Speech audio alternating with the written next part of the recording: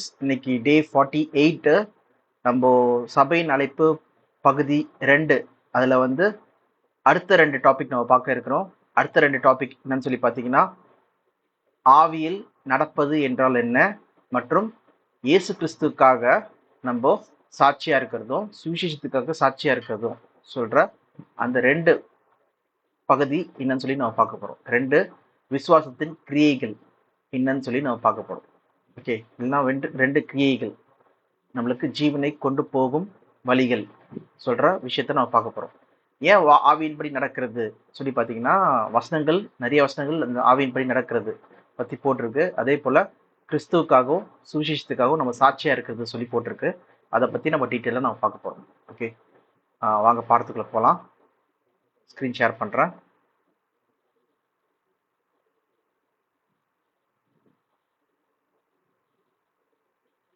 முதலாவது நம்ம இங்க சர்விங் தி காஸ்பல் என்ன வந்து வாக்கிங் இன் த ஸ்பிரிட், அதுனா என்னன்னு சொல்லி பார்க்கலாம். அது தெரிந்து கொள்ளப்பட்ட வசனம் வந்து ரோமர் 8ஆம் அதிகாரம் 13ஆம் வசனம். ரோமர் 8:13. மாம்சத்தின்படி பிழைத்தால் சாவீர்கள், ஆவியினாலே சரீரத்தின் செய்கைகளை அழித்தால் பிழைப்பீர்கள். ஓகே, மாம்சத்தின்படி பிழைத்தால் சாவீர்கள், ஆனால் சரீரத்தின் செய்கைகளை ஆவியினாலே அழித்தீர்கள் என்றால் பிழைப்பீர்கள் சொல்லி பார்க்கிறோம். ஓகே, இதுக்கு முந்தின வசனம் கூட நம்ம படிக்கலாம். ஆகையால் சகோதரரே, மாம்சத்தின்படி பிழைப்பதற்கு நாம் மாம்சத்திற்கு கடனாளிகள் அல்லவே. ஓகே, மாம்சத்தின்படி பிழைக்கிறதுக்கு நம் மாம்சத்துக்கு கடனாளிகள் அல்லவே சொல்லி பார்க்கிறோம். ஸோ இதுல இருந்து நம்மளுக்கு என்ன தெரியுது சொல்லி பார்த்தீங்கன்னா, மாம்சத்தின் படி பிழைத்தால் மரணம், யூ வில் டை சொல்லி போட்டிருக்கு. If we leave according to the flush we will tie சொல்லி பார்க்கிறோம். இது வந்து நம்மளுக்கு வந்து ஞானஸ்தானத்தை நமக்கு நினைவூட்டுறதா இருக்கு சொல்லி பார்க்கிறோம். எங்கன்னா ரோமர் 6ஆம் அதிகாரம், அதுல 1ல படிங்களா. ஆகையால் என்ன சொல்லுவோம்? கிருபை பெருகும்படிக்கு பாவத்திலே நிலைநிற்கலாம் என்று சொல்லுவோமா? கூடாது. பாவத்துக்கு மரித்த இனி நாம் அதிலே எப்படி பிழைப்போம்? கிறிஸ்து இயேசுவுக்குள்ளாக ஞானஸ்தானம் பெற்ற நாம் அனைவரும் அவருடைய மரணத்துக்குள்ளாக ஞானஸ்தானம் பெற்றதை அறியாமல் இருக்கிறீர்களா? மேலும் பிதாவின் மகிமையினாலே கிறிஸ்து மரித்தோரிலிருந்து எழுப்பப்பட்டது போல நாமும் புதிதாய் ஜீவனுள்ளவர்களாய் நடந்து கொள்ளும்படிக்கு அவருடைய மரணத்திற்குள்ளாக்கும் ஞானஸ்தானத்தினாலே கிறிஸ்துவுடனே கூட அடக்கம் பண்ணப்பட்டோம். ஓகே, அப்ப என்ன பண்ணப்பட்டோம் சொல்லி பாத்தீங்கன்னா, நம்ம இந்த மாம்சீக சரீரத்துல நம்ம அடக்கம் பண்ணப்பட்டோம் சொல்லி பாக்குறோம். இப்ப நம்மளுக்கு வேண்டிய விஷயம் என்னன்னு சொல்லி பாத்தீங்கன்னா, இந்த ஆவியின் படி நடக்கிறதுனா அப்ப ஆவினா என்னது சொல்றத நம்ம புரிஞ்சுக்க வேண்டியது இருக்கு. ஓகே, ஆவின் படி நடக்கிறதுனா என்னது, ஆவின் படி வாழ்றதுனா என்னது, ஓகே, வாக்கிங் இன் ஸ்பிரிட்னா என்னது, அதுதான் நம்ம வந்து தெரிஞ்சுக்கணும். அப்ப எது செஞ்சா நம்ம ஜீவனை அடைய முடியும், இந்த மாம்சத்தின் கிரியைகளை வந்து நம்ம சாகடிக்க முடியும் சொல்லி பார்த்தோம்னா, இங்க சொல்ல வர காரியம் ஆவிக்குரிய காரியங்கள் எதை சொல்ல வருதுன்னா, இயேசு கிறிஸ்து மேல வச்சிருக்கிற விசுவாசத்தை சொல்ல வருது சொல்லி பார்க்குறோம். ஓகேவா, இப்போ எக்ஸாம்பிள் நம்ம என்ன பார்க்குறோம்னு சொல்லி பார்த்தீங்கன்னா, ரோமர் 6ஆம் அதிகாரத்துல நம்ம ஞானஸ்தானத்துல நம்ம மறிச்சிட்டோமா, இனி வாழ்றது ஞானஸ்தானத்துல நம்ம மாம்ச சரீரத்தை நம்ம வந்து சாக ஒப்பு கொடுத்துட்டோம். அப்போ ஒப்பு கொடுத்துட்டோம்னா என்ன அர்த்தம் சொல்லி பார்த்தீங்கன்னா, நம்மளுடைய மாம்சீக எல்லா ஆசை பாசங்கள் எல்லாத்தையுமே நம்ம என்ன பண்ணிட்டோம், மறிக்க ஒப்பு கொடுத்துட்டோம் சொல்றதுதான் இந்த ஞானஸ்தானத்தின் அடையாளமா இருக்கு சொல்லி பார்க்கிறோம், பேப்டிசம். ஓகே, எப்படி இயேசு கிறிஸ்து ஞானஸ்தானம் எடுத்தார், அதே போலதான் நம்மளும் என்ன பண்றோம், இனி நான் உலகத்துக்காக வாழாதபடிக்கு நான் இனி தேவனுக்காக வாழ்றேன் சொல்றதுக்கான அந்த முடிவு எடுக்கிறது சொல்லி பார்க்கலாம். எப்படி இயேசு கிறிஸ்து ஞானஸ்தானம் எடுத்தார் சொல்றத மத்தேயு 3ஆம் அதிகாரம் அவர் வந்து 13, 14, 15 படிங்க. அப்பொழுது யோவானால் ஞானஸ்தானம் பெறுவதற்கு இயேசு கலிலேயாவை விட்டு யோர்தானுக்கு அருகே அவனிடத்தில் வந்தார். யோவான் அவருக்கு தடை செய்து, நான் உம்மாலே ஞானஸ்தானம் பெற வேண்டியதாயிருக்க நீர் என்னிடத்தில் வரலாமா என்றான். இயேசு அவனுக்கு பிரதியுத்தரமாக, இப்பொழுது இடம் கொடு, இப்படி எல்லா நீதியையும் நிறைவேற்றுவது நமக்கு ஏற்றதாய் இருக்கிறது என்றார். அப்பொழுது அவருக்கு இடம் கொடுத்தான். அடுத்த வசனம். இயேசு ஞானஸ்நானம் பெற்று ஜலத்திலிருந்து கரையேறின உடனே இதோ வானம் அவருக்கு திறக்கப்பட்டது, தேவாவி புறாவை போல இறங்கி தம்மேல் வருகிறதை கண்டார். ஓகே, அப்ப இயேசு கிறிஸ்து ஞானஸ்நானம் பெறாரு யோவான்ஸ்நானகர் மூலமா ஏற்ற வேலையில. ஏன்னா யோவான்ஸ்நானகர் என்ன சொல்றாருன்னா, நான் உம்மிடத்தில் ஞானஸ்நானம் பெறணும், ஆனா நீங்க வந்து என்கிட்ட பெறணுமா சொல்லி கேட்கும்போது இப்பொழுது இடம் கொண்டு சொல்லி சொல்றாரு. அதே போல இயேசு கிறிஸ்து ஞானஸ்நானம் பெற்று ஏறின உடனே புறாவை போல அவர் மேல பரிசுத்தாவி வந்து இறங்குது. இவர் நேசகுமாரன் சொல்ற குரலும் கேட்குது சொல்லி பார்க்குறோம். இது ஞானஸ்நானம் பெற்ற பிறகு அதுக்கு முன்னாடி வரைக்கும் பார்த்தீங்கன்னா அவர் வீட்டுடைய வேலையா இல்லைன்னா வந்து அந்த கார்பெண்டர், ஓகே, அவங்க அப்பா ஜோசப், இந்த பூமிக்குரிய மரியாளுடைய கணவராகிய யோசேப்பு அவருடைய வேலையாகிய கார்பெண்டர் வேலையை வந்து என்ன பண்ணிட்டு இருந்தாரு, செஞ்சிட்டு இருந்தார் சொல்லி பார்க்குறோம். அதான் கார்பெண்டர் சன் சொல்லி சொல்லுவாங்க. பார்த்தீங்கன்னா ஒன்ஸ் அவர் ஞானஸ்நானம் பெற்ற பிறகு கம்ப்ளீட் சேஞ்ச் ஓவர். அவர் என்ன பண்ண ஆரம்பிச்சார் சொல்லி பார்த்தீங்கன்னா, இது முதற்கொண்டு மரண திரும்புகள் பரலோகராஜ்யம் சுயமாருக்கு சொல்லி பிரசங்கிக்க தொடங்கினார் சொல்லி போட்டிருக்கு. வேணா படிங்க 17ஆம் வசனம், மத்தேயு 4:17. மத்தேயு 4:17.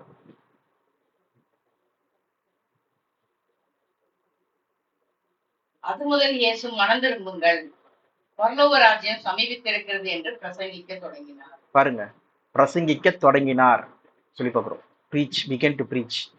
அப்போ தொடங்கும் போதே ஸ்டார்டிங் வந்த வார்த்தை என்னது, மனம் திரும்புங்கள், பரலோக ராஜ்யம் சமீபமா இருக்கு, தேவன் ராஜ்யம் வரப்போகுது, சீக்கிரம் மனம் திரும்புங்க சொல்லிட்டு பிரசங்கிக்க தொடங்கினார் சொல்லி பார்க்குறோம். இது இங்கே மட்டும் தான் சொல்றாரா பார்த்தீங்கன்னா கிடையாது. லூக்லையும் பாருங்க, லூக்கு 4ஆம் அதிகாரம் 43ஆம் வசனம்.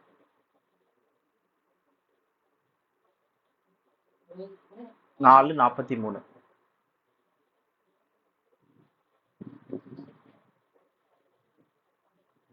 அவரோ அவர்களை நோக்கி, நான் மற்ற ஊர்களிலும் தேவனுடைய ராஜ்யத்தை குறித்து பிரசங்கிக்க வேண்டும், இதற்காகவே அனுப்பப்பட்டேன் என்றார். பாத்தீங்களா? அப்ப இயேசு கிறிஸ்து வந்து நான் மற்ற ஊர்களிலும் ராஜ்யத்தை பத்தி பிரசங்கிக்க வேண்டும், இதற்காகவே அனுப்பப்பட்டேன் என்றார் சொல்லி சொல்றாரு. பாத்தீங்கன்னா பூமியில இருந்த டைம்ல வந்து அவர் என்ன பண்றாரு, அந்த 3.5 வருஷமா மக்களுக்கு அநேக இடத்துல வந்து போதிக்கிறார். அவர் மிராக்கிள் செஞ்சார், அற்புதங்கள் செஞ்சார், நிறைய பேரை வந்து குஷ்டரோகம் போக்க வச்சாரு, கண்பறவை கொடுத்தாரு, மொடவரை எந்திக்க வச்சாரு, அது மட்டும் இல்லாம செத்து போனவங்களும் உயிரோட வர வச்சார் சொல்லி பார்க்குறோம். ஆனாலும் அதெல்லாம் பண்ணிட்டு என்ன பண்றாரு, சுவிசேஷத்தை வந்து அறிவிக்கிறார் சொல்லி பார்க்குறோம். அந்த 5000 பேரா இருக்கட்டும், 4000 பேரா இருக்கட்டும், அவங்க வந்தவங்களுக்கு எல்லாம் என்ன பண்றாரு இயேசு கிறிஸ்து, சுவிசேஷத்தை தான் யாரு, அவர் மெசியா, தேவன் ராஜ்யம் ஒன்று வருது, மன திரும்புகள் சொல்ற அந்த காரியங்கள்ல அங்க மக்கள் கிட்ட வந்து பிரசங்கித்தார் சொல்லி பார்க்குறோம். அதனால்தான் வந்து இதற்காகவே நான் அனுப்பப்பட்டேன், ஐ வாஸ் சென்ட் சொல்லி சொல்றாரு. ஓகேவா? அப்போ இங்க நம்ம பார்த்த ஆவிக்குரிய கிரியை ஞானஸ்தானத்துக்கு பிறகு, ஓகே, அந்த மனுஷன் பழைய மனுஷன் இறந்துடுறான், நம்ம உயிர்த்தல மீது என்ன பண்றோம், ஒரு புதிய மனுஷனாக நம்ம கிறிஸ்துக்குள்ள உயிர் தெழுறோம் சொல்லி பார்க்குறோம். அப்போ வந்து நம்மளும் செய்ய வேண்டிய கிரியை என்ன சொல்லி பார்த்தீங்கன்னா, ஞானஸ்தானத்துக்கு பிறகு பழைய மனுஷன் மாம்சத்தின்படி நடந்தால் சாவீர்கள் சொல்லி சொல்றாங்க. அப்ப என்னதுன்னா, நம்ம மரணத்துக்கு பிறகு, நம்ம ஞானஸ்தானத்துக்கு பிறகு நம்ம எதுல வாழ்றோம் சொல்லி பார்த்தீங்கன்னா, ஆவியின்படி நம்ம வாழ்ற மக்களா இருக்கிறோம். அப்போ நம்ம கிரியை, ஆவியின் கிரியை என்ன செய்யணும் சொல்லி பார்த்தீங்கன்னா, சுவிசேஷம் அறிவிக்கிறது தான் நம்மளோட வேலையா இருக்கு சொல்லி போகிறோம். ஏன்னா இயேசு கிறிஸ்து தான் பண்ணாரு. அதுக்கு ஞானஸ்தானம் பெற்ற பிறகு அநேக மக்கள் அதான் பண்ணாங்க. எக்ஸாம்பிள் பார்க்கணும்னா நம்ம எங்க பார்க்கலாம்னா, அப்போஸ்தலர்கள் மூலமா ஞானஸ்தானம் கொடுக்கப்பட்ட 6 பேர் இருக்காங்க. ஓகே, எங்கன்னா சரி 7 பேர் இருக்காங்க. அப்போஸ்தலர் 6ஆம் அதிகாரம் 7ஆம் வசனத்துல பாத்தீங்கன்னா 7 பேர் சூஸ் பண்றாங்க. 5, 6, 7 படிங்க. தேவ வசனம் விருத்தி அடைந்தது, சீஷருடைய தொகை எருசலேமில் மிகவும் பெருகிற்று. ஆசாரியர்களில் அநேகரும் விசுவாசத்துக்கு கீழ்ப்படிந்தார்கள். ஸ்தேவான் விசுவாசத்தினாலும் வல்லமையினாலும் நிறைந்தவனாய் ஜனங்களுக்குள்ளே பெரிய அற்புதங்களையும் அடையாளங்களையும் செய்தான். ஒரு நிமிஷம், 5ஆம் வசனம் ஃபர்ஸ்ட் படிங்க. அப்போஸ்தலர் 6:5. நாங்களோ ஜெபம் பண்ணுவதிலும் தேவ வசனத்தை போதிக்கிற ஊழியத்திலும் இடைவிடாமல் தரித்திருப்போம் என்றார்கள். யார் சொல்றா சொல்லி பார்த்தீங்கன்னா, அப்போஸ்தலர்கள். ஓகே, அந்த 12 பேர் மட்டும் இல்லாமல் கொஞ்சம் பேர் என்ன பண்றாங்கன்னா, நாங்க வந்து தேவனுடைய ஊழிய காரியங்களை நம்ம ஈடுபடுறோம், அதே நேரத்துல நாங்க ஜெபம் பண்ணிக்கிறதுலயும் நாங்க வந்து தரித்திருக்கிறோம், சில பேரை மட்டும் நாங்க சூஸ் பண்றோம், 7 பேரை சூஸ் பண்ணிட்டு அவங்க வந்து இந்த பந்தி விசாரிக்கிற காரியத்துல அவங்க ஈடுபடட்டும். ஏன்னா அங்க வந்து ஒரு ப்ராப்ளம் போயிட்டு இருந்தது. அங்க சபை வந்து அநேக விதவைகளுக்கோ திக்கற்ற பிள்ளைகளுக்கோ வந்து சாப்பாடு கொடுத்துட்டு இருந்தாங்க. எல்லாரும் வந்து அவங்க சொத்தை வித்துட்டு என்ன பண்ணாங்கன்னா சீஷர்களுடைய காலில், அப்போஸ்தலருடைய காலில் கொண்டு வந்து கொடுத்தாங்க. அதுல வர பணத்தை வச்சு என்ன பண்ணாங்கன்னா அங்க இருக்கிற ஏழை மக்களுக்கு, இல்லைன்னா சபையில சேர்ற மக்களுக்கு, விதவைகளுக்கு, திக்கற்ற பிள்ளைகளுக்கு உதவி செஞ்சுட்டு இருந்தாங்கன்னு சொல்லி பார்க்குறோம். அப்போ சில பிரச்சனைகள் வந்தது. அதை வந்து நாங்க பார்த்துக்க முடியாது, அது பார்த்துக்கிறதுக்கு வந்து எங்களுக்கு டைம் கிடையாது. அதனால 7 பேரை தேவனோட ஆவினால் பெற்ற மக்களை நாங்க வந்து சூஸ் பண்றோம். அந்த 7 பேர் தான் வந்து பாத்தீங்கன்னா அங்க லிஸ்ட் 5ல போட்டிருக்காங்கன்னு சொல்லி பார்க்குறோம். அவங்களுக்கு சூஸ் பண்ணிட்ட பிறகு அவங்க மேல கைகளை வைத்து பரிசுத்தொகை கொடுக்குறாங்கன்னு சொல்லி பார்க்குறோம். ஓகே, கைகளை வச்ச உடனே என்ன ஆகுது, அந்த 7 பேருக்கும் தேவனுடைய ஆவி வந்து இறங்குதுன்னு சொல்லி பார்க்குறோம். ஏன்னா படிங்க இப்போ 6ஆம் அதிகாரம் 3ஆம் வசனத்துல. 3 வருஷத்துக்கு படிங்க. ஆதலால் சகோதரரே, பரிசுத்தாவியும் ஞானமும் நிறைந்த நற்சாட்சி பெற்றிருக்கிற 7 பேரை உங்களில் தெரிந்து கொள்ளுங்கள். அவர்களில் இந்த வேலைக்காக ஏற்படுத்தணும். இப்ப 5 படிங்க. நாங்களோ ஜெபம் பண்ணுவதிலும் தேவ வசனத்தை போதிக்கிற ஊழியத்திலும் இடைவிடாமல் தரித்திருப்போம் என்றார்கள்.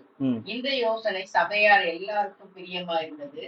அப்பொழுது விசுவாசமும் பரிசுத்தாவியும் நிறைந்தவனாகிய ஸ்தேவானையும், பிலிப்பையும், பிரேகோரையும், நிக்கோனாரையும், தீமோனையும், பர்மெனாவையும், யூத மார்க்கத்தில் அமைந்தவனான அந்தியோகியா பட்டணத்தானாகிய நிக்கோலாவையும் தெரிந்து கொண்டு அவர்களை அப்போஸ்தலருக்கு முன்பாக நிறுத்தினார்கள்.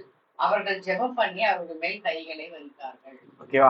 பாத்தீங்கன்னா இப்படிதான் வந்து அந்த ஆரம்பத்துல சபை மக்கள் வந்து 7 பேரை சூஸ் பண்ணிட்டு தேவனுடைய அந்த மற்ற சபையின் ஊழிய காரியங்களுக்காக தெரிந்து கொண்டாங்க சொல்லி பார்க்குறோம்.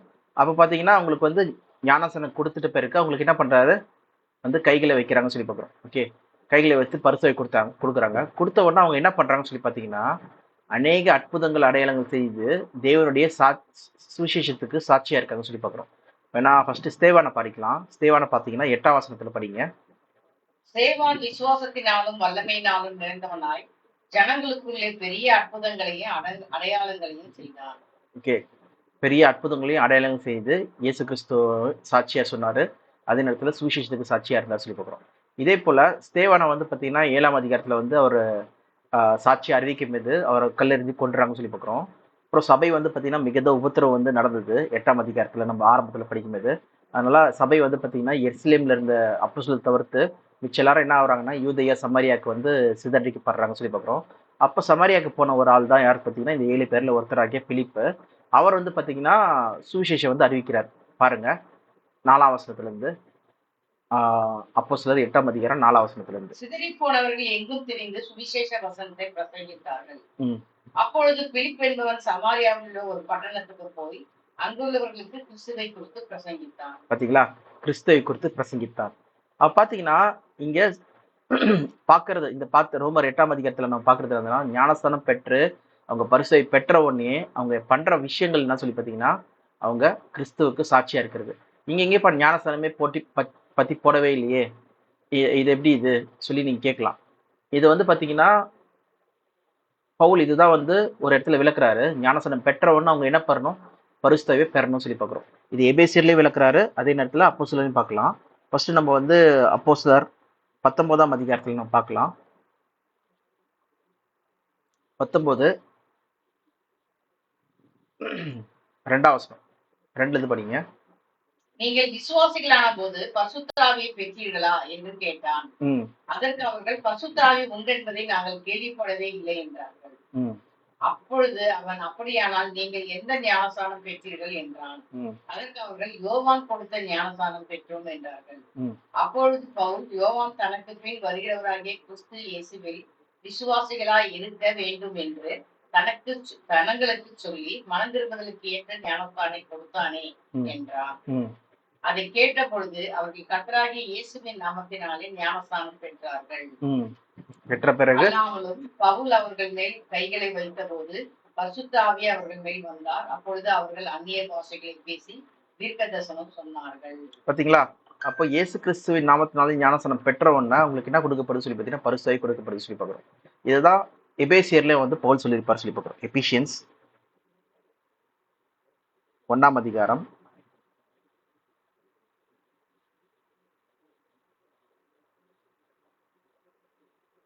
13-14. நீங்களும் உங்கள் ரட்சிப்பின் சுவிசேஷமாகிய சத்திய வசனத்தை கேட்டு விசுவாசிகளான போது வாக்குத்தத்தம் பண்ணப்பட்ட பரிசுத்த ஆவியால் அவருக்குள் முத்திரை போடப்பட்டீர்கள். பாத்தீங்களா, இங்க என்ன நடக்குது? நீங்க சுவிசேஷத்தை கேட்டு அந்த ரட்சிப்பை குறித்து நீங்கள் சாட்சியாய் கேட்டு நீங்க விசுவாசிகளான போதுனா என்னது? ஞானஸ்நானம் பெற்ற போது நீங்க என்ன பண்ணப்பட்டீங்க? வாக்குத்தத்தம் பண்ணப்பட்ட பரிசுத்தவை பெற்றீர்கள் சொல்லி பாக்குறோம். இதே மாதிரிதான் கொர்நேலியு வீட்லயும் நடந்தது. அப்போஸ்தலர் 10ஆம் அதிகாரத்திலேயே பாத்தீங்கன்னா அதான் போட்டிருக்கு. 10:44-45 அப்படி படிங்க.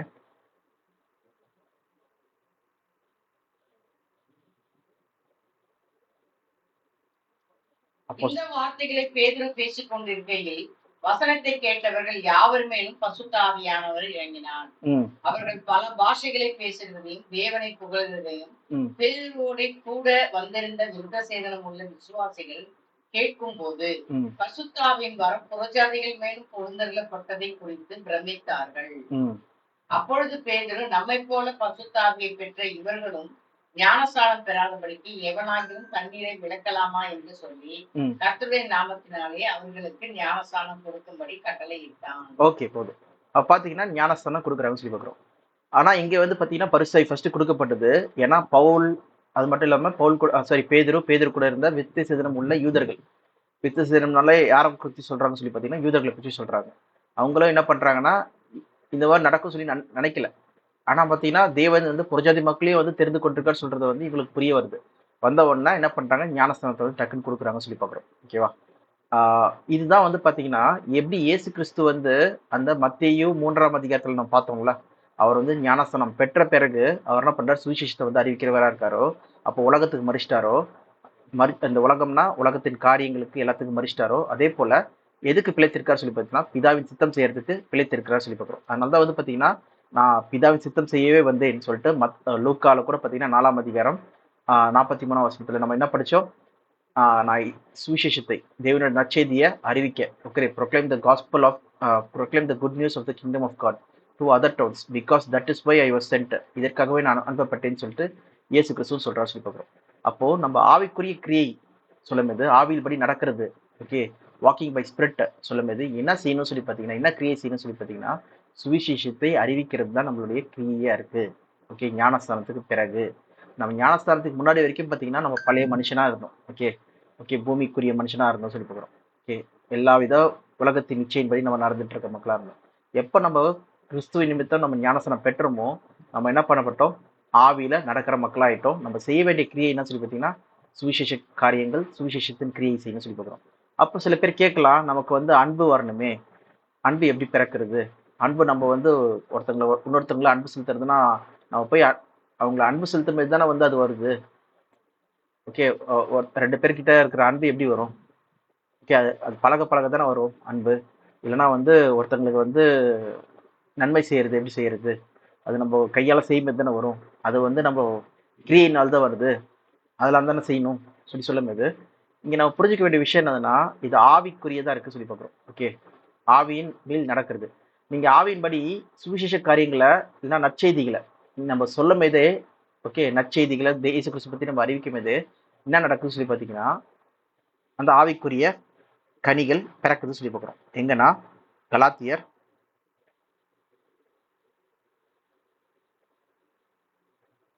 5ஆம் அதிகாரம். இதான் நம்ம பார்க்க வேண்டிய டிஃபரன்ஸ். இங்க பாருங்க, 2 பத்தி போட்டிருப்பாங்க.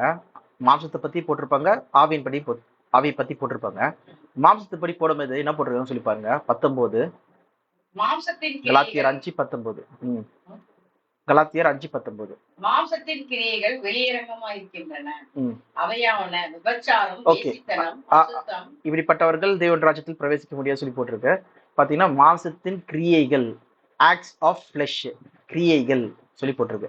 அதோட செய்கைகள் சொல்லி போட்டிருக்கு. அதே மாதிரிதான் இங்க வந்து ஆவியின் செய்கைகள் சொல்லி 22ஆம் வசனத்துல போட்டிருக்கணும். ஆவியின் செய்கைகள் சொல்லி போடாதபடிக்கு என்ன போட்டிருக்கு? ஆவியின் கனிகள் சொல்லி போட்டிருக்கு. கனிகள்னா என்னது? அது செய்கை கிடையாது. இப்ப எக்ஸாம்பிள், ஒரு மரம் வளர்க்குறீங்க. அப்ப மரம் வளர்க்கறது வந்து ஒரு செய்கை, ஒரு கிரியை, ஒரு வேலை சொல்லி பார்க்குறோம், ஒரு ஒர்க்கு. ஆனா கனி வர்றது வந்து என்னது? நீங்க மரம் வளர்த்ததுனால என்னாச்சு? மாமரம் வளர்த்ததுனால உங்களுக்கு கனி ஆகிய மாம்பழம் வருது. வாழை மரம் வளர்க்கறதுனால உங்களுக்கு வாழைப்பழம் வருது. ஓகேவா? அப்போ நீங்க என்ன பண்றீங்கன்னா, ஆவிக்குரிய கிரியைகளை செய்யறதுனால உங்களுக்கு கனிகள் வருதான். அது என்னென்ன கனிகள் வருது பாத்தீங்கன்னா, அன்பு, சந்தோஷம், சமாதானம், நீடிய பொறுமை, தயவு, நற்குணம், அப்புறம் விசுவாசம், அப்புறம் சாந்தம், இச்சையடக்கம். ஸோ அப்போ பார்த்தீங்கன்னா இது எல்லாமே எப்படி வருது சொல்லி பார்த்தீங்கன்னா கனிகளா வருது சொல்லி பார்க்குறோம். அப்போ எந்த கிரியைகளை செஞ்சா, எந்த மரத்தை வளர்த்தா இந்த கனிகள் வரும் சொல்றதுதான் நம்மளோட கேள்வி. அப்ப பார்த்தீங்கன்னா நம்ம ஏற்கனவே பார்த்த போல நம்ம இயேசு கிறிஸ்து என்ன செஞ்சாரு? பிதாவின் சித்தம் ஆகிய சுவிசேஷ காரியங்களை செஞ்சாரு. அதன்படி செஞ்சதுனால என்ன பண்ணாரு? அவர் இந்த ஆவிக்குரிய கனிகளை வச்சிருந்தா சொல்லி பார்க்குறோம். அதே போலதான் நம்மளும் என்ன பண்றோம் சொல்லி பார்த்தீங்கன்னா, இல்லை அப்போஸ்தலர்களும் என்ன பண்ணாங்க? இந்த கிரியை ஆகிய இந்த வேலை, ஆவிக்குரிய வேலையாகிய எல்லாம் செயலாகிய ஆவியில் நடப்பதாகிய இந்த சுவிசேஷ காரியங்களையும் கிறிஸ்துவுக்கு சாட்சியா இருக்கிறதையும் அவங்க செஞ்சாங்க. அது நிமித்தம் என்ன ஆச்சு? அவங்களுக்குள்ள இந்த கனிகள்லாம் வந்து வளர்ந்தது சொல்லி பார்க்குறோம். அப்ப செய்ய வேண்டிய கிரியை ஒண்ணு, அது என்னது? நம்ம அன்பை வளர்க்க தேவையில்லை, நம்மளே வளர்க்க தேவையில்லை, நம்ம கஷ்டப்பட்டு வளர்க்க தேவையில்லை, நம்ம சந்தோஷத்தை வளர்க்க தேவையில்லை, நம்ம சமாதானத்தை வளர்க்க தேவையில்லை. நம்ம செய்ய வேண்டிய வேலை என்னது? சுவிசேஷம், சுவிசேஷம், சுவிசேஷம் அறிவிக்கிறது, சாட்சியா சபையின் பக்தி விருத்திக்கான காரியங்களில் ஈடுபடுறது, கிறிஸ்துக்கு சாட்சியா இருக்கிறது. ஸோ இதை பண்ணாலே போதும். ஓகே, கிறிஸ்துக்கு சாட்சினா கிறிஸ்துவ சாட்சியை அறிவிக்கிறது, அவர் தான் ஆண்டவர் சொல்லிட்டு அறிவிக்கிறது. ஓகே, இதுதான் சாட்சி. ஓகே, இது பண்ணாலே போதும், நமக்குள்ள இந்த காரியங்கள் கனிகள் எல்லாமே வந்து உள்ளாகவே வளரும் சொல்றதுதான் இது மூலமா நம்ம தெரிஞ்சுக்கிறோம். ஓகேவா? ஆனா மாம்சம் வந்து பாத்தீங்கன்னா அப்படி கிடையாது. மாம்சத்தின் கிரியைகள் சொல்லி இங்க போட்டிருக்கு, ஆக்ட்ஸ் ஆஃப் த ஃபிளஷ் போட்டிருக்கு. ஆனா ஃப்ரூட்ஸ் ஆஃப் த ஸ்பிரிட் சொல்லி போட்டிருக்கு. இந்த டிஃபரன்ஸ் தான் நம்ம புரிஞ்சுக்க வேண்டியதா இருக்கு சொல்லி போடுறோம். ஓகேவா? அப்போ இங்க நம்மளுக்கு கிளியரா நம்ம என்ன தெரிஞ்சுக்கிறோம் சொல்லி பாத்தீங்கன்னா, ஆவியின்படி நடக்கிறதுனா நம்ம சுவிசேஷ காரியங்களை பண்ணாலே போதும். அதனாலதான் வந்து பாத்தீங்கன்னா மாம்சம் ஆவிக்கு விரோதமாகவும் ஆவி மாம்சத்துக்கு விரோதமாகவும் என்ன பண்ணுதான்? போராடுகிறது. இதே கலாத்தியர்லயே நம்ம இது படிக்கலாம். எங்கன்னா 16 கலாத்தியர் 5 16 17 18 படிங்க. பின்னும் நான் சொல்லுகிறது என்னவென்றால், ஆவிக்கு ஏற்றபடி நடந்து கொள்ளுங்கள், அப்பொழுது மாம்ச இச்சையை நிறைவேற்றாதிருப்பீர்கள். அப்படின்னா என்னதுன்னா, கிறிஸ்துவுக்குள்ள நீங்க நடந்து கொள்ளுங்கள், கிறிஸ்துவின் வழியில நீங்க நடந்து கொள்ளுங்கள். அவர் எப்படி செஞ்சாரு? சுவிசேஷத்துக்காகவும் தேவன் சொன்ன கட்டளைகளுக்கு, தேவன் சொன்ன அந்த சித்தத்துக்கு கீழ்பட்டு நடந்தார். ஓகே, அதே போல நீங்கள் என்ன பண்ணுங்க? ஆவிக்கேற்றபடி நடந்து கொள்ளுங்கள், தேவனுடைய சித்தத்தின்படி நடந்து கொள்ளுங்கள். நீங்க மாம்சத்தின்படி நடக்காதீங்க, மாம்சத்தின் இச்சையின்படி, மாம்சத்தின் செய்கையின்படி நீங்க நடக்காதீங்கன்னு சொல்லி சொல்றாரு. அடுத்தது, மாம்சம் ஆவிக்கு விரோதமாகவும் ஆவி மாம்சத்துக்கு விரோதமாகவும் இருக்கிறது, இச்சிக்கிறது. நீங்கள் செய்ய வேண்டும் என்று இருக்கிறதை செய்யாதபடிக்கு இவைகள் ஒன்றுக்கொன்று விரோதமாய் இருக்கிறது. ஆவியினால் நடத்தப்படுவீர்கள், ஆனால் நீங்கள் நியாயப்பிரமாணத்துக்கு கீழ்ப்பட்டவர்கள் அல்லவே. ஆவியினால் நடத்தப்படுவீர்கள், ஆனால் நீங்கள் நியாயப்பிரமாணத்துக்கு கீழ்ப்பட்டவர் அல்லவே. இதுதான் வந்து நம்ம ரோமர் 8ஆம் அதிகாரத்திலையும் நம்ம வந்து பாக்குற விஷயம். ஓகே, முழுக்க இதுல 14ஆம் வசனத்திலே பாருங்களேன். ரோமர் 8:14 ஆவியின்படி நடத்தப்படுகிற மக்கள் யாரா இருக்காங்கன்னு சொல்லி பாத்தீங்கன்னா, தேவனுடைய புத்திரரா இருக்குமா ஆவியின்படி நடத்துறவங்க. மேலும் எவர்கள் தேவனுடைய ஆவியினாலே நடத்தப்படுகிறார்களோ அவர்கள் தேவனுடைய புத்திரராய் இருக்கிறார்கள். ஓகே, ஆவியின்படி நடத்தப்படுறவங்க சொல்லி பாக்குறோம். அப்போ நம்ம எப்ப வந்து ஞானஸ்தானத்துல வந்து நம்மள ஒப்பு கொடுக்குறோமோ, ஜீவ பலியை ஒப்பு கொடுக்குறோமோ, அப்போ நம்ம இந்த மாம்சத்துக்கு இறந்துட்டோம்.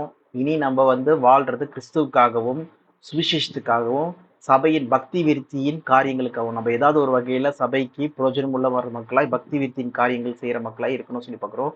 ஊன்ற கட்டப்படுறதுக்கும் வளர்றதுக்கும் எல்லாரும் ஏக சிந்தையோடு ஒரே மனதோடு இயேசு கிறிஸ்துவின் வருகையில தயாரா இருக்கிறதுக்காக நம்ம எல்லாருமே வளர்ற மக்களா இருக்கணும். இதுதான் வந்து ஆவிக்குரிய கிரியைகள் சொல்லி பார்க்குறோம். ஓகே, ஏதாவது நம்ம கிட்ட தப்பிதங்கள் வந்துருச்சுன்னா, ஏதாவது பாவங்கள் நம்மளோட சரீரத்துல அதனால ஒன்றும் சரீரத்துல வாழ்ந்துட்டு இருக்கோம், ஏதாவது வந்துருச்சுன்னா உடனடியே நம்ம என்ன பண்ணணும்? ஆவிக்குரிய மனுஷங்களா மாறணும். அது எப்படி மாறுறது? மனம் திரும்பி பரிபூர்ணமா நம்ம வந்து தேவனிடத்துல வந்து மனம் திரும்பும் இது கண்டிப்பா அதை வந்து மன்னிக்கிறதுக்கு தேவன் வல்லவரா இருக்காரு சொல்லி பார்க்குறோம். அந்த வசனமும் படிச்சிடலாம். 1 யோவான் 1ஆம் அதிகாரம் 8, 9, 10.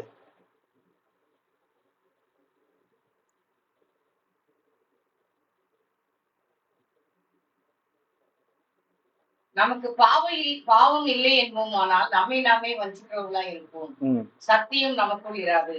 நம்முடைய பாவங்களை நாம் அறிக்கையிட்டால் பாவங்களை நமக்கு மன்னித்து எல்லா அநியாயத்தையும் நீக்கி நம்மை சுத்திகரிப்பதற்கு அவர் உண்மையும் நீதியும் உள்ளவராயிருக்கிறார். நாம் பாவம் செய்யவில்லை என்போமானால் நாம் அவரை பொய்யராக்குகிறவர்களாய் இருப்போம். அவருடைய வார்த்தை நமக்குள் இராது. பாத்தீங்கன்னா நம்ம கிட்ட பாவம் இருக்குன்னு சொல்லவே முடியாது, பாவம் இல்லைன்னு சொல்ல முடியாது, பாவம் இல்லை என்று சொல்ல முடியாது. நம்ம பாவிகள். ஓகே, தேவனை தேடுகிறோம் ஒருவனும் இல்லை சொல்லிதான் நம்ம பாக்குறோம். அப்படி பார்க்கும்போது இங்க நம்ம என்ன பண்றோம், நம்மளுடைய பாவங்களை தேவனிடத்தில் அறிக்கையிடுறோம். ஒவ்வொரு நாளும் நம்ம என்ன பண்றோம், இயேசு கிறிஸ்து கர்த்தர் ஜெபத்துல என்ன பண்றோம், மற்ற குற்றங்களை நம்ம மன்னிப்பது போல என்னுடைய குற்றங்களையும் தேவனை மன்னித்தருளும் சொல்லி நம்ம வேண்டுதல் பண்றோம். அந்த மனப்பூர்வமா நம்ம தேவனிடத்தில் வேண்டுதல் செய்து அவருடைய இயேசு கிறிஸ்துவின் ரத்தத்தால் நம்ம கழுவப்பட்டு அந்த விசுவாசத்துல நம்ம இருக்கும்போது நம்மளோட சுய நீதியில இல்ல, நம்ம யாரோட நீதியில இருக்கிறோம், இயேசு கிறிஸ்துவின் நீதியில இருக்கிறோம் சொல்லி பார்க்கிறோம். ஓகேவா? அப்போ அதை முடிச்சுட்டு நம்ம என்ன பண்ணணுமா, தேவனுடைய செய்கையை செய்யணுமா. இதுதான் பாத்தீங்கன்னா நம்ம இந்த வசனத்துல படிக்கலாம். எபிரேயர் 9ஆம் அதிகாரம் 13-14. அது எப்படி எனில் காளை வெள்ளாட்டு கடா இவைகளின் ரத்தமும் தீட்டுப்பட்டவர்கள் மேல் தெளிக்கப்பட்ட கடாரியின் சாம்பலும் சரீர சுத்தி உண்டாக்கும்படி பரிசுத்தப்படுத்துமானால். பாருங்க, பழைய ஏற்பாடு காலத்துல பாவங்களை நீக்கிறதுக்கு அவங்க என்ன பண்ணாங்க, பலிகள் கொடுத்தாங்க. ஆடு வெள்ளாட்டுக்கடா பலிகளை கொடுத்தாங்க. ஓகே, அதை தெளிக்கும் போது பரிசுத்தம் வராங்க சொல்லி சொல்றாங்க. ஆனா அது என்ன பண்ணுதா, சரீர சுத்திகரிப்பு, அவுட்வர்ட் கிளீனிங் படுத்துமானால். எப்படி குளிக்கிறோமோ, தேய்ச்சி குளிக்கும் போது வெளிப்புறமா இருக்கிற அழுக்கு போதும், அதே போல அது வெளிப்புறமா அழுக்க போகுது. ஆனா கிறிஸ்து இயேசுவை விசுவாசித்து அவருடைய ரத்தத்தினால் நம்ம மனப்பூர்வமா நம்ம மனம் திரும்பும் போது தேவன் என்ன பண்றாராம், நம்மளுடைய உள்ளிந்திரியங்களை, உள்ளான அழுக்குகளை, பாவங்களை, எல்லா சிந்தைகளை, யோசனைகளை என்ன பண்றாராம், கான்சியஸ்னஸ். ஓகே, அந்த உள்ளார்ந்த யோசனைகளே என்ன பண்றாராம், செத்த கிரியையிலிருந்து மனம் திரும்புவது, அதுல இருந்து நம்மளை மன்னிக்கிறது அதிக நிச்சயம் அல்லவா. எதுக்காக, தேவனுடைய ஊழியம் சேர்த்துக்க, சர்வ் த லிவிங் காட். அப்போ சர்வ் த லிவிங் காட் சொல்லும் போது என்னது, நம்ம தேவன் கிட்ட டைரக்டா மன்னிப்பு கேட்டா போதும். நம்ம இந்த பாவத்தை போக்கும் கிரியைகள் செய்ய தேவையில்லை. இங்க நம்ம தேவனிடத்தில் மனப்பூர்வம் மனம் திரும்பி நம்ம தேவனுடைய நம்மளுக்கு சொல்லப்பட்ட சித்தம் என்னது, உலகமெங்கும் இப்ப சாட்சியா இருங்கள். ஓகே, என் நிமித்தமும் சுவிசேஷ நிமித்தமும் சொல்ற இந்த சுவிசேஷத்துக்கு சாட்சியா இருக்கிற மக்களா இருந்தாலே போதும். நம்ம என்ன பண்றோம், ஆவியின்படி நடக்கிற மக்களா அவரும் சொல்லி பார்க்கிறோம். இப்ப 14 படிங்க. நித்திய ஆவியினாலே தம்மை தாமே பழுதற்ற பலியாக தேவனுக்கு ஒப்பு கொடுத்த கிறிஸ்துவினுடைய ரத்தம் ஜீவனுள்ள தேவனுக்கு ஊழியம் செய்வதற்கு உங்கள் மனசாட்சியை செத்த கிரியைகள சுத்திகரிப்பது எவ்வளவு நிச்சயம். நம்ம கன்ஃபஷன் மனப்பூர்வமா நம்ம மனம் திரும்பினாலே போதும், தேவன் சகல பாவங்களையும் மன்னிக்க வல்லவரா இருக்கிறாரு. மற்றபடி நம்ம செய்ய வேண்டிய கிரியை என்னன்னு சொல்லி பார்த்தீங்கன்னா, பாவத்தை போக்கும் கிரியைகள் செய்ய தேவையில்லை. நம்ம செய்ய வேண்டிய வேலை என்னதுன்னா, இந்த சுவிசேஷத்தை அறிவிக்கிறது. அவங்களும் சுவிசேஷத்துக்கு சாட்சியா நம்ம இயேசு கிறிஸ்துவை, இவர்தான் இயேசு கிறிஸ்து, இவர்தான் ஆண்டவர் சொல்லி நம்ம நாவினால் அறிக்கையிடுறதாகவும், சபையோடைய பக்தி விருத்தியின் காரியங்கள்ல நம்ம ஈடுபடுறது செஞ்சாலே போதும். மற்றபடி ஆவியின் கனிகள் ஆகிய காரியங்கள்ல தேவன் கனிகளை பிறப்பிக்கிறாரு. அதே போல நம்ம பாவங்களை முற்றிலுமே நம்மளை விட்டு நீக்கிறவராகவும் வல்லவரா இருக்க சொல்லி பார்க்கிறோம். ஏன்னா ஒரு வெள்ளாட்டு கடாவுடைய ரத்தமே வெளிப்புறமா பண்ணுச்சுன்னா அப்ப இயேசு கிறிஸ்துவன் ரத்தத்துக்கு எவ்வளவு வேல்யூபிள் இருக்கு. அங்க பாத்தீங்கன்னா அவருடைய ரத்தம் என்ன பண்ணுதா, நம்மள உள்ள இருக்கிற அழுக்கு, கான்சியஸ்னஸ், நம்ம யோசனைகள், சிந்தைகள் எல்லாத்தையுமே என்ன பண்ணுதான், பரிபூர்ணமா கிளியர் பண்ணுதான், கிளீன் பண்ணுதான். நம்ம கிளீன் பண்ணணும் சொல்லி தேவையே இல்லை, அது ஆட்டோமேட்டிக்கா பரிபூர்ணமா கிளீன் பண்ணுதான். அதிக நிச்சயம் அல்லவா. திருப்பி அந்த வசனம் படிங்க 14. நித்திய ஆவியினாலே தம்மை தாமே பழுதற்ற பலியாக தேவனுக்கு ஒப்பு கொடுத்த கிறிஸ்துவினுடைய ரத்தம் ஜீவனுள்ள தேவனுக்கு ஊழியம் செய்வதற்கு உங்கள் மனசாட்சியை செத்த கிரியைகள சுத்திகரிப்பது எவ்வளவு நிச்சயம். எவ்வளவு நிச்சயம். நிச்சயம்னா என்னது, விசுவாசத்தினால நம்ம சொல்றது நிச்சயமா இது தேவன் செய்யறாரு சொல்லிட்டு. பாத்தீங்கன்னா எவ்வளவு ஸ்ட்ராங்கா இங்க அப்போஸ்தலர்கள் எழுதியிருக்காங்க. ஓகே, அதை நம்ம விசுவாசித்து நம்ம செய்ய வேண்டிய கிரியை பாவத்தை போக்கும் கிரியை செய்யாதபடிக்கு நம்ம செய்ய வேண்டிய கிரியை என்னது, இந்த விசுவாசத்தின் கிரியை செய்யறவங்க ஆகணும். நம்ம பாவத்தின் போக்கும் கிரியை செஞ்சோம்னா நம்ம திருப்பி அந்த மாசத்தின் கிரியைகள்ல மாட்டிக்கொள்றவங்களா இருப்போம் சொல்லி பார்க்கிறோம். நம்ம விசுவாச கிரியாகிய தேவர் அனுப்பின இயேசு கிறிஸ்து அமிச்சார் பார்த்தீங்களா? அதே போல இயேசு கிறிஸ்து என்ன பண்றாரு? நம்மள அனுப்புறாரு இந்த உலகத்துல எதுக்காக? சுவிசேஷத்தை அறிவிக்கிறதுக்காக. ஓகே, அவருக்கு சாட்சியா இருக்கிறதுக்காக. அதுக்கு நம்ம உண்மையுள்ள மக்களா இருந்தோம்னா நம்மளும் வந்து அந்த மெய்யான ஜீவனை பெற்றுக்கொள்ற மக்களா இருப்போம். ஜீவனை அடையிறதுக்கான கிரியை இந்த ஆவின்படி நடக்கிறது சொல்லி பார்த்ததுல, ஆவின்படி நடக்கிறதுனா என்னது? சுவிசேஷம் அறிவிக்கிறது, கிறிஸ்துக்கு சாட்சியா இருக்கிறது. இதுதான் வந்து பாத்தீங்கன்னா அடுத்த வசனத்திலேயே நம்ம பார்க்க போறோம். பாத்தீங்கன்னா மார்க்கு 8:35 34 35 படிங்க.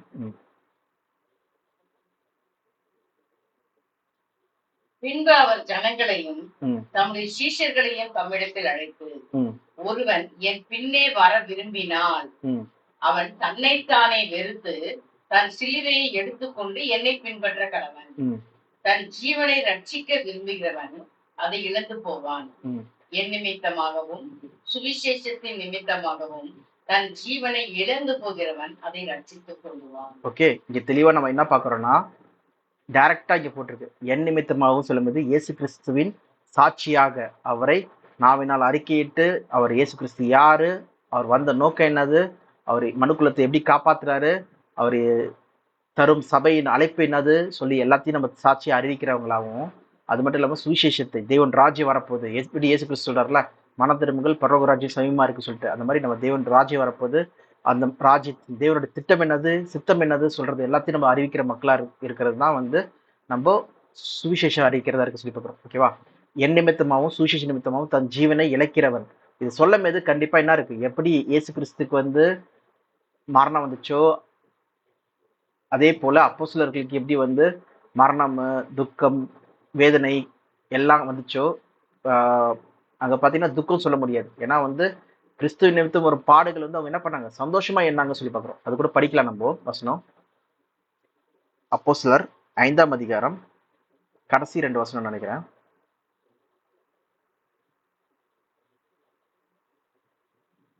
41 படிங்க. அவருடைய நாமத்துக்காக தாங்கள் அவமானம் அடைவதற்கு பாத்திரராக எண்ணப்பட்டபடினால் சந்தோஷமாய் ஆலோசனை சங்கத்தை விட்டு புறப்பட்டு போய் தினந்தோறும் தேவாலயத்திலேயும் வீடுகளிலும் இடைவிடாமல் உபதேசம் பண்ணி இயேசுவே கிறிஸ்துவென்று பிரசங்கித்தார்கள். பாருங்க, இயேசுவே கிறிஸ்துவென்று பிரசங்கித்தார்கள். இதுதான் நம்ம மார்க் 8ல படிக்கிறோம். ஏன்னா மேல இருக்கிற அந்த 40வது வசனத்துல பாத்தீங்கன்னா, நீங்க என்ன பண்ணக்கூடாது, இயேசுவின் நாமத்தினால நீங்க பிரசங்கிக்க கூடாது சொல்லிட்டு என்ன பண்றாங்க, மிரட்டுறாங்க. அவங்கள வந்து உங்களை காலி பண்ணுவோம் சொல்லி சொல்றாங்க. அதுக்கு மிரட்டலுக்கெல்லாம் என்ன பண்ணல, இவங்க பயப்படல. திருப்பி என்ன பண்றாங்க, அடுத்த நாளே என்ன பண்றாங்க, டே ஆஃப்டர் டே என்ன பண்றாங்க, போயிட்டு வீடு வீடா போயிட்டு என்ன பண்றாங்க, இயேசுவே மெசையா, அதுக்கப்புறம் இந்த நற்செய்தி என்ன பண்றாங்க, சுவிசேஷமா வந்து அறிவிக்கிறாங்க சொல்லி பார்க்குறோம். இயேசு கிறிஸ்து மூலமா எல்லாருக்கும் உயிர்த்தெழுதல் இருக்கு சொல்ற அந்த நற்செய்தி அறிவிக்கிறாங்க சொல்லி பார்க்குறோம். அப்போ இதுதான் வந்து பாத்தீங்கன்னா நம்ம செய்ய வேண்டிய கிரியை என்னது, நம்ம இந்த பூமிக்குரிய வாழ்க்கைக்காக இந்த பூமியில இந்த யாரெல்லாம் வந்து தன்னோட ஜீவனை காப்பாத்திக்கணும்னு நினைக்கிறவங்களாம் என்னது, ஃபார் எக்ஸாம்பிள் நம்ம வந்து பூமியில சேர்த்து வச்சு நம்ம பிள்ளைகளின் பிள்ளைகள் அவங்க எதிர்காலம் நல்லா இருக்கணும்னு சொல்லி நினைக்கிறது எல்லாமே வந்து பாத்தீங்கன்னா அழிவுக்குரிய ஒரு செயலா இருக்கு. ஏன்னா அவங்க தன் ஜீவனை வந்து இழந்து போவார்கள், நித்திய ஜீவனை இழந்து போவார்கள் சொல்றதை இங்க பாக்குறோம். whoever wants to save their life, okay, தன் ஜீவனை ரட்சிக்க விரும்புகிறவன் அதை இழந்து போவான். ஓகே, ஆனா என் நிமித்தமாகவும் சுவிசேஷ நிமித்தமாகவும் தன் ஜீவனை இழக்கிறவன், நம்ம அப்போஸ்தலர் பார்த்தோம் பாத்தீங்களா, கிறிஸ்து இயேசு நிமித்தம் வரும் பாடுகள் மிகுந்த சந்தோஷம் என்று கண்டு என்ன பண்றாங்க, சந்தோஷமா ரிஜாய்ஸ் பண்றாங்க இயேசு கிறிஸ்து நிமித்தம் வரும் பாடுகளை. ஓகே, அவங்க என்ன பண்றாங்க, சுவிசேஷம் அறிவிச்சுட்டே போறாங்க அடுத்த நாளா. ஸோ அந்த மாதிரி தான் நம்மளும் வந்து பார்த்தீங்கன்னா பிதாவின் சித்தம் செய்யறதுக்கு, சுவிசேஷம் அறிவிக்கிறதுக்கு நம்ம சாட்சியுள்ள மக்களா இருக்கணும். இதுதான் நம்மளுக்கும் கொடுக்கப்பட்ட பணியா இருக்கு சொல்லி பார்க்குறோம். ஓகே, அப்போ 2 விஷயமே நம்ம என்ன பார்க்குறோம், ஆவின்படி நடக்கிறதா இருக்கட்டும், இல்லைன்னா வந்து இயேசு கிறிஸ்து இங்கே சொல்லப்பட்ட தன் ஜீவனை இழக்கிறதா இருக்கட்டும். எதுக்காக இழக்கிறோம், சுவிசேஷத்துக்காகவும் கிறிஸ்துவின் சாட்சியா இருக்கிறதுக்காகவும் இழக்கிறோம் சொல்லி போகிறோம். இங்கே டேரக்டாவே அது போட்டிருக்கு. அப்படிதான் அப்போஸ்தலர்களும் இருந்தாங்க, அதே போல தான் நம்மளும் நடக்கணும்னு சொல்லி பார்க்குறோம். ஓகே, நம்மளுக்கு கொடுக்கப்பட்ட பணியும் அதுதான் சொல்லி பார்க்குறோம். ஸோ இதன்படி நம்மளும் வந்து விசுவாசத்தில் நம்ம ஊன்ற கட்டப்பட்டு நம்ம கிறிஸ்துவ சாட்சியா, கிறிஸ்துவையும் சுவிசேஷம் சாட்சியா நம்ம அறிவிக்கிற மக்களா இருந்தோம்னா நம்ம நித்திய ஜீவனை பெற்றுக்கொள்ற மக்களா நம்ம இருப்போம். அவங்க தான் வந்து என்ன பண்ணுவாங்க, whoever loses their life will save it சொல்லும்போது என்னது, மெய்யான ஜீவனை வந்து பற்றிக்கொள்ற மக்களா இருப்பாங்க சொல்லி பார்க்குறோம். ஸோ இதில் நம்ம 2 டாபிக் பார்த்தோம், உங்களுக்கு கிளியராக புரிஞ்சிருக்கும்னு நினைக்கிறேன். வேற ஏதாவது கேள்விகள் இருந்தால் நீங்கள் கீழே கமெண்ட்ல எழுதுங்க, கண்டிப்பாக உங்களுக்கு பதில் அளிப்போம். நன்றி.